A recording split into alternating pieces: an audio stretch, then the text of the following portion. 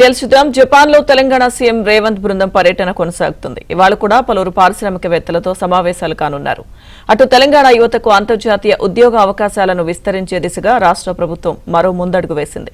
కార్మిక ఉపాధి శిక్షణ శాఖ ఆధ్వర్యంలోని Telangana overseas manpower company limited, TOMCOM జపాన్లోని ప్రముఖ సంస్థలు TG UK technologies private limited, Raj గ్రూప్తో సీఎం రేవంత్ రెడ్డి సమక్షంలో ఒప్పందాలు కుదుర్చుకుంది.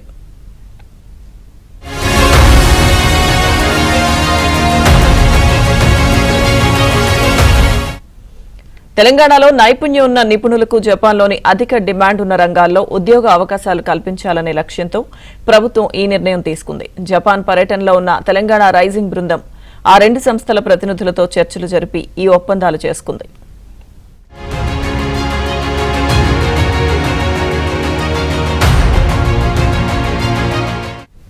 తెలంగాణ అభివృద్ధిలో అందరి సహకారం అవసరమని, సొంత ప్రాంతాన్ని అభివృద్ధి చేసుకోవడంలో ఉన్న ఆనందమేంటో జపాన్లో స్థిరపడిన తెలుగువారికి తెలుసని సీఎం రేవంత్ అన్నారు. ఎన్ఆర్ఐలు తమ ఆలోచనలను రాష్ట్ర ప్రభుత్వంతో పంచుకోవాలని, ప్రపంచంతో పోటీ పడేలా తెలంగాణను అభివృద్ధి చేసుకుందామని ముఖ్యమంత్రి రేవంత్ రెడ్డి జపాన్లో ఉన్న తెలంగాణ వాసులకు పిలుపునిచ్చారు. నిన్న జపాన్ తెలుగు సమాఖ్య నిర్వహించిన కార్యక్రమానికి హాజరయ్యారు. తెలంగాణలో పరిశ్రమలు పెరగాలి, ఉద్యోగ ఉపాధి అవకాశాలు పెంచాలనేదే ప్రభుత్వ ఉద్దేశమని చెప్పారు. మూసీ ప్రక్షాళన, మెట్రో విస్తరణ, రీజనల్ రింగ్ రోడ్, రేడియల్ రోడ్లు తెలంగాణ పురోగతికి అత్యంత కీలకమైన అంశాలని అన్నారు.